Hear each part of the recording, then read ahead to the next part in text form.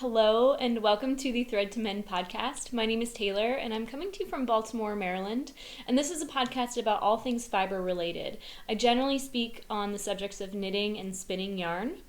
I often spin my yarn from raw fiber.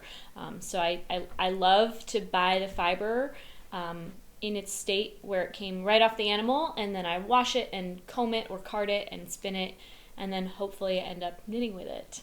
I have a lot to show you today because I just got back from the New York State Sheep and Wool Festival up in Rhinebeck, New York, and a little about my trip. This year I took off on Friday so we could drive up state. It's about a 6 to 7 hour drive for us here in Baltimore, and we got an Airbnb for 2 nights, Friday and Saturday. And when we got into Rhinebeck, the first thing we did was go to Needles Up. I'm a little out of the loop, and I was confusing Indie Untangled with Needles Up. So I was really disappointed that I didn't get to Indie Untangled. Completely my mistake. I was not prepared. But I won't miss that event next year. I really wish I could have been there. And I think that if I did go to Indie Untangled, I would have come home with a skein of yarn, but that is not the case. I returned home with 0 skeins of yarn for myself. I did end up buying a single skein from, I think it's Blueberry Hill Farm, I want to say. I gave all the materials to my friend Allison, who asked that I bring home a skein for her mom as a Christmas gift. And I mean, it was a $26 beautiful skein of, I think it's like a wool and alpaca blend. It might have had other elements to it. It was sturdy, it was soft, it was a 2-ply, maybe DK weight, in a natural silver that kind of shined. It had beautiful luster, and I wish I could show it to you. I already gave it to her to give to her mom. So I don't have that to show, but they really know how to make a good yarn. And when I got home, of course, I regretted not buying a sweater quantity of it. But what I did buy, as soon as we got there, which is always my MO, as soon as I get to a fiber festival, I go straight for the wool barn, and I bought a Cormo Cross fleece. And like my most recent 2 fleece purchases, both the one I got at Maryland Sheep and Wool this past May, and the Rhinebeck of last year, this fleece, like those, came from the Buckwheat Bridge Farm in upstate New York. So it's a fleece from the Hudson Valley, and it's a Morit Cormo Cross. So I have a pile of it in front of me here. I don't know if you could see that before. And it's so squishy and soft and very much unprocessed, but it is clean. I spent many hours on Monday washing this whole fleece, which I documented in a new video on my YouTube channel if you want to find out how I enjoy processing my fleece. Every spinner who washes their own fleece has their own method and their own tools, and I just wanted to take the time to show you how I process wool. I ended up processing the wool in 2 different ways this time around. Last May, when I came back from Rhinebeck with a white fleece, I processed the whole fleece in the most meticulous way, and I tell you, I've never found a better way. And I knew how much time that took and what impact it had on my physical body, and I just couldn't go there this time around, and I almost regret it. But the washing of the wool is the same way as I showed in my video. The only difference is that with half the fleece, I just took the fiber straight out of I just took it and put it right in the pot, and it was just like grab and go. The more meticulous method that I prefer the results of is taking one hunk at a time from the fleece and then using my wool combs to flick the ends of the fleece, because this fleece and many of the others I bought, they're exceptionally clean because the sheep are wearing coats. And when the sheep wear coats, it will sort of felt the tips of the fleece, and they can get a little bit stuck together.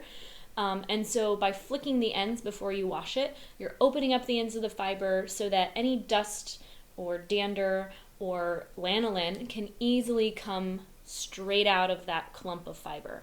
So if I find a little piece for you, try not to be too particular. This is the fiber that I did not flick open. And you'll see that the end is very much stuck together in a way. And it's mostly stuck now, not just because the tips were felted, but because those tips were felted, some of the lanolin is kind of trapped in those little pockets of fiber. So when I comb it, there's a little bit more to do, and you actually end up breaking the tips. Well, one could argue that when I'm flicking the tips open, I'm actually breaking them at that point, which is true, because my combs, not my combs, but my carders, they end up with like that fleece stuck into it. So you can choose to break the tips of your slightly felted, coated wool at the beginning before you wash it, or after you wash it when you're processing it. And I can say that there is much, much, much less wear and tear on your wrists and hands if you're flicking it before you wash it. What else to say about this? Here is a close-up of the fiber. If I haven't mentioned this already, it's a Cormo cross with Merino. And Cormo, if you don't already know, is it's its own breed, but it was originally cross of Corriedale and Merino, hence the name Cormo. And so this is a Cormo crossed with Merino. Over here is another pile I have laid out to dry on a towel with a fan, and this is the fiber that I prepared by flicking the ends open in small clumps and then washing. And you can see like how much more organized this fiber is. This is truly the method I would recommend if you're wanting to do a worsted spin where all the fibers are prepared to be in line with one another. You can see how lustrous this fiber is. It really reflects light very well, and it's super clean. You know, you might only see little tiny bits like that in the fiber. The ends are a little bit bleached from the sun, but when the fiber is combed or carded, all that variation in the color is going to blend together, and you're going to see that in the sample here that I knit. It's very much more even in color than the fleece itself. This was like a late night attempt, so there's, and really in all my hand spinning, there's a little variation in the thickness. Like here you'll see a little spot that stands out to me. Here's another little thick area. So if I am, well, I haven't gotten into that in the podcast yet, so I will stop myself. I have big plans. And I want your expertise and advice, okay? So my intention for this fleece, and there's going to be more fleece than just for the single project, but one project I'm really excited about, and I would love to wear this to Rhinebeck next year, and it's going to be a long project. I want to spin the wool from this fleece. I want to spin the yarn from this fleece for Nora Gong's design in the Pom Pom Winter Edition. So as soon as I bought my fleece from Rhinebeck, in the same building, right to the other side of a wall, there is I think it's the Merritt Bookstore booth, and they have tables set up. It might be a bunch of vendors that all kind of operate together with a single checkout. Nora Gong signed my copy of this, which is really exciting, and I don't know if I gave you a close-up of this yet, but this is a wonderful cable sweater. I got to see the sample, which is really cool, and in the photo I was thinking it's black, but there's no way it's black because black doesn't photograph super well, so I'm guessing that's why they might have gone with like a kind of dark and dreamy blue color. And I don't know. I mean, I'm not a cable knitter. I would love to be. I'm just not. I'm a little attention deficit, and so I fear cables a little bit because, you know, you might make a mistake and then have to tink back or knit a patch to go over or something. I don't know. So my goal this year, in the next 12 months, is to spin the yarn to knit this project, to wear to next year's Rhinebeck sheep and wool. So I'm trying to think of ways to make that less of a kind of mountain to climb and more of a nice long hike. And my first thought is that perhaps it would be best if I spin the yarn single ply. And because I'm not a cable knitter, I don't know exactly what's the best yarn for cables. One of my favorite elements of knitting is yarn substitution and finding the yarn that I really want for the pattern I really want. And I realize that you can definitely hit or miss that mark. So I want to know what your experience is knitting cables and what yarn you feel gives the best results. Now, I did a Google search, and I think that it's Brooklyn Tweed's website has a great little resource of photos and editorial on what different plied yarns provide cables and lace and stockinette and all those things. And I think the conclusion was that a 3-ply yarn is the most round and it gives you the most pop of your cables, which I think I would want for this just because it's a dramatic piece and I feel like I want my cables to be a little dramatic. However, spinning 3 plies and plying them together so far is not possible with the tools I have, which is okay. I'm asking for a Lazy Kate for Christmas from my husband. It's like $65, perfect Christmas gift. And so that will be fixed. I just have to wait a couple months. And then there's a lot of work involved because I'm not just spinning 3 bobbins and then, I'm spinning 3 bobbins and then plying them together. So it's like 4 spins. Whereas if I do a single ply, I could do it in 1.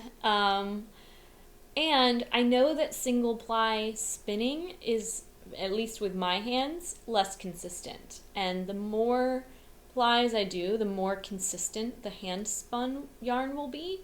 So although I like to imagine that I'm capable of creating a great single ply yarn, I don't know yet if I have the skill set to make what I'm imagining with a single ply. So although it might be more work, it could be more rewarding to have that 3-ply. So I want to know what your thoughts are. What are your thoughts on 3-ply versus 1-ply? I could also do 2-ply. And not that I'm unhappy with the way 2-ply looked, and I actually think that my hand spun 2-ply is a little more round than commercial 2-plies, because I'm working with a fine wool fiber, and because oh, sorry, my heater just turned on in my kitchen. I didn't know that was on. I'm just going to turn it off so it doesn't interfere with the audio. And now my cat is laying in the bowl on the floor. I keep it laid out to dry for a couple days because we have the heat on in our house. It's a very dry climate, and just to be safe, I don't want to store it in a state where it might be slightly damp. So it's time for me to pack that up because she's made a bed in it. So I told you about my fleece and my pattern ideas. Tell me what your thoughts are, again, on cable knitting, yarn for cable knitting, hand spun yarn for cable knitting. Just talk to me. Talk me down from this decision. One more thing I bought from the Pom Pom booth was a little impulse buy. It was only $5, and I thought I could use a head massager that is so aesthetically pleasing. So I'm also a person that has a place for everything. So everything in my home has a home, and I'm like, where's this gonna live in my home? I don't know, but I'm excited to have it. There's very few other things that I bought. So I'll just run through those really quick because I do want to endorse them. They're very good products. I won't tell you the rest in order because it's not important, but one of the first booths that I needed to go to was one that I saw on the Christy Glass Knits channel, or maybe just her Instagram feed. I don't remember if they had a video or not. I think that they did. But it's called, so her Instagram handle is Finsheep, FINNSHEEP, and I forget the name. Oh, their farm is called Point of View Farm, and they are actually a meat meat sort of farm, a meat and fiber farm. But I can say that those animals live a pretty good life while they're on the planet. As, you know, a lot of our sheep go to slaughter, so I don't know why I'm saying that. I'm just saying, you know, death is a part of life, and these sheep die. But they and maybe I'm wrong, maybe they don't die, maybe some of them die, I don't know. But you know, every year I go to Rhinebeck, I tell my husband, like, can I please buy a wool pelt? And he's like, I just don't like that they die. So I have compassion towards that, and I also see what is reality, you know? They're dying. So, okay, I got really dark there. I'm going to wind it back in. I got these socks. They are amazing.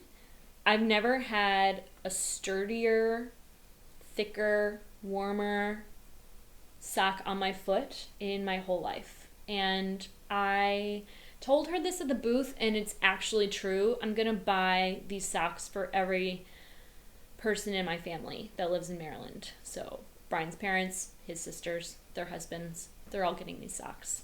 I love them.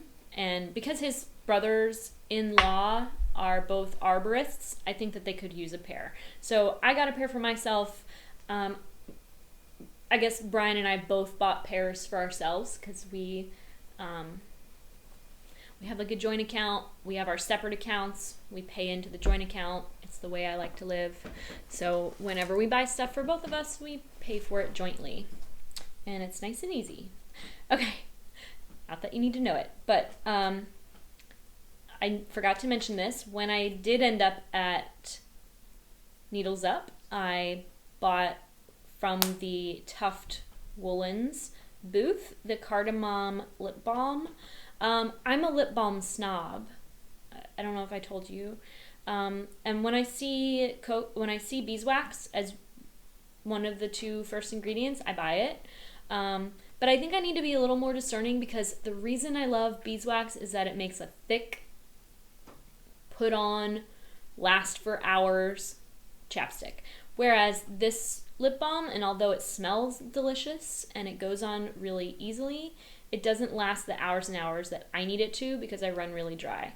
So if you are like me and you like thick, heavy chapsticks, this might not be the chapstick for you, but it smells really good. And I know a lot of people out there love any chapstick that they're less particular. So the ingredients to this chapstick are coconut oil, beeswax, sunflower seed oil, cocoa seed butter, shea butter, vitamin E, aloe leaf juice, and honey. So super natural ingredients. Great product. Maybe just not the perfect one for me, which is okay. And then I also got their black tea and bergamot natural fragrance. Both of these items were priced reasonably well, and I love the smell of this. I don't know exactly, I'm so particular when it comes to like stuff on my body. I'm a little sensitive, so when I say I don't know why I bought this, it's just that fragrance kind of throws me off balance. And I think that for me, when I'm traveling, it's not a good idea for me to apply fragrances that are not already something I'm used to, because everything in my environment has changed. And so to change an element to my own personal kind of like embodiment kind of makes me feel a little ungrounded. So in the future, maybe buying fragrances while I'm traveling is not an ideal. I don't know. They're great products. I don't know why I'm on these tangents. I bought soaps from Got Soap, as I tend to do. And she's such a sweet lady. Last year, she had this cat cam behind her. And then when I was like, oh, you have a cat cam? She's like, yeah, I have a dog cam too. And I had a goat cam, but I don't know, something like that. And so this year I was like, do you have your cat cam this year? And she's like, oh yeah. It was sweet. I also bought soaps from the Foster Sheep Farm. I could have bought a lot more things there, and actually I did. I bought 2 more Knitter's Pride cables for my interchangeable set, and I bought another set of size 4 short wooden needles because I cannot get enough short size Knitter's Pride needles. I just want to cast on all the things, and sometimes it's a barrier that I don't have the size I need, and so I bought an extra. These soaps are super fragrant. Oh my god, so sweet. It's like a strawberries and cream. Don't know what this one's called, but it's super clean smelling. I also like the little shape of them. These have been smelling up everything they're around all weekend. And this one's like a lemon verbena. So good, my favorite. And then of course, I bought another bottle of soak. This one's the Lacy. It says Material Girl. Not sure what Lacy's supposed to smell like, but this was like the last 16-ounce bottle, so I bought it because I think it was my favorite, although I've never bought it this flavor before, or fragrance. It really just smells like a clean and kind of mild shampoo. So I'm excited about that. I bought soak in the past twice, and I always ran out, and then I bought Euclid in the lavender, which I enjoy, but I don't know, I guess because I kind of like that the soak has a heavy fragrance because it lasts longer, and so the sweater feels and smells cleaner longer. With the Euclid, I notice I smell the lavender when I'm washing it, maybe when I'm picking it up to fold it and put it away, but then after that, the fragrance doesn't seem to linger as much. Maybe I'm not using enough, I don't know, but I like soak. Soak is my preferred wool wash. And when I got home, before I washed the fleece, on Sunday night, I spun a sample of the fiber into a 2-ply. So I'll show you that really quick. This is all that's left of it. I knit a little sample. So it's really light. I tend to overspin a little bit. I just prefer, I don't know, I prefer yarn overspun a little bit because I know it's not going to unspin when I ply it on together, because you spin in one direction and then you ply in the other direction. So I tend to just overspin a little bit because I'm often 2-plying my yarn. And so I did a little 2-ply. This I spun in the grease, meaning the little bit of fiber that I combed out and prepared to spin, I did not wash first. And then when I knit the swatch, I washed it later.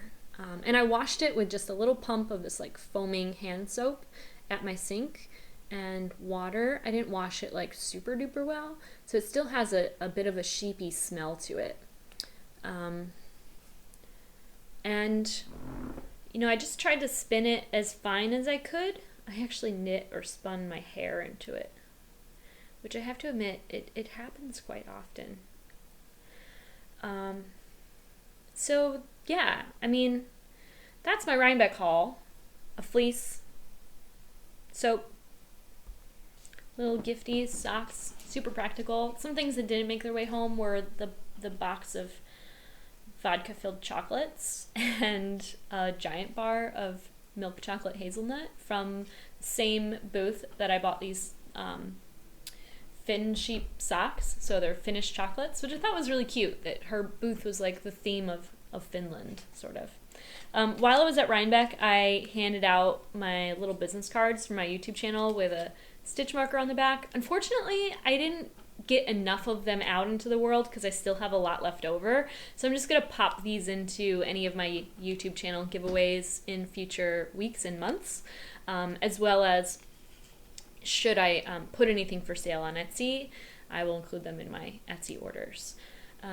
While I was at Rhinebeck, I was knitting on Andrea Mallory's Harlow hat with 2 skeins of Harrisville Designs flywheel, and I have to say that I frogged the whole thing before I even left to drive back home, and I didn't knit a stitch to redo it when I was in the car. Why did I do that? Because I'm not new to knitting brioche. I knit the Dandelion Fields shawl. However, I am a little new to brioche in the round. And so I realized like 3 inches in that the joining stripe or whatever was like really messed up. And I just didn't want to wear it that unorganized. So I just frogged it, and I'll start over again soon. Right now I'm knitting on, let me just get it and show you really quick. Sorry, I don't have that.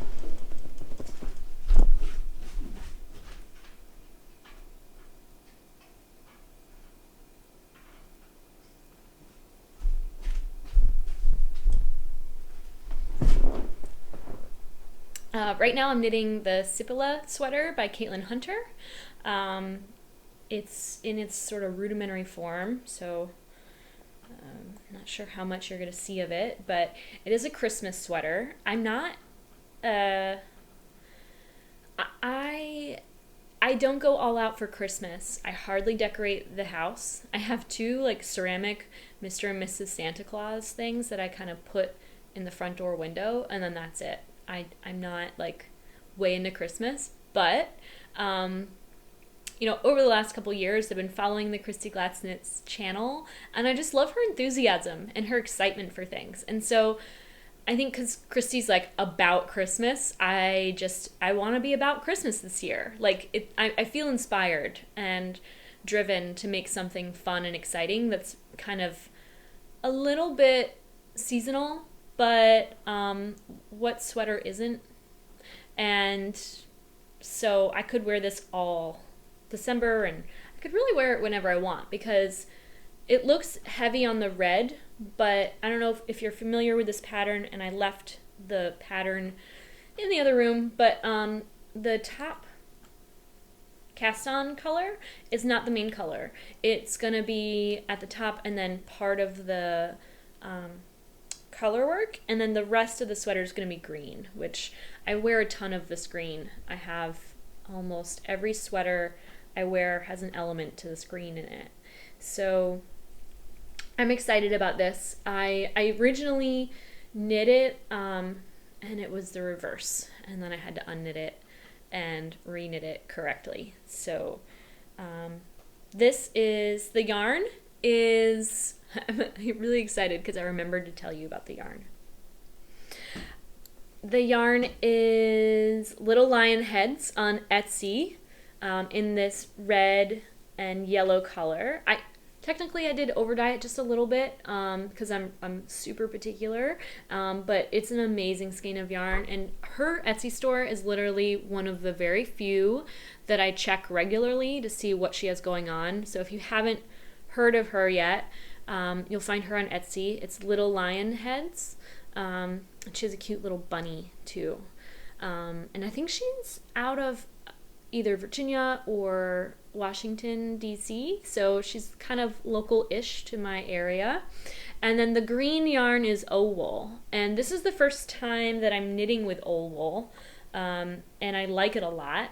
It's called O-wash fingering, so it's kind of like a superwash yarn, but it's not processed in the same way as superwash. So it's better for the environment. It's probably better for the yarn over time. I don't know about you, but when I knit with superwash wool, it doesn't hold up over time the way that real wool, and I say that with quotations, but you know, whatever you want to call it, the way that non-superwash wool does. I don't have it on, but this might be a good example. Like Icelandic wool and Scottish wool, or like Shetland wool, they all kind of get a little better with time. The knits kind of felt to one another and make a more strong and windproof garment. They're resilient fibers and they last forever. And that's just not the case with superwash. I'll just say it. I love superwash. I'm knitting with superwash. I buy superwash. But I don't always create investment pieces with superwash because you get a snag, it's harder to hide, the ends are more challenging to weave in, you can't spit splice. There's just elements to knitting with real wool that I love so much. And that's just generally why I choose it. But O-wool is amazing, and as a dyer, Little Lion Heads is also amazing. So I'm really excited for the sweater. I'm gonna keep plugging away at that. I've put it down all weekend, so it's time to get back to it.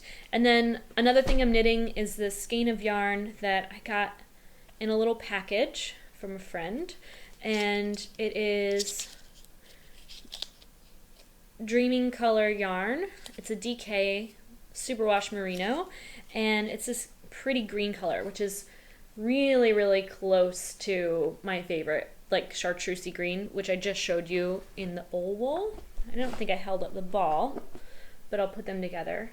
I guess my favorite color is a little more olivey, yellow, murky, 70s, like vintage-ish. And this is bright and variegated and lovely. And I'm just knitting a bra because any DK weight superwash yarn I have in my stash, I'm just knitting into little crappy tank things to wear underneath sweaters or to wear in the summer or to wear as a bra. So I'm knitting a bra and I'm excited about that. I'm trying to find ways to innovate sort of this bra pattern. I will link below, and I don't often create links, but I will link below to the YouTube video on how to knit this bra. There's a pattern for it written that you'll find on Ravelry. I'm pretty sure it's free. I'm blanking right now on the designer's name, but I know she too had a video interview on the Christy Glass channel, and I think this is one of the first knitting patterns I ever followed. Although I can't remember when I made it. But anyway, it's just useful to have knit bras on hand. They're nice and warm and I like them. One of the highlights of Rhinebeck was meeting Nicole from the Gentle Knitter podcast. Hi, Nicole.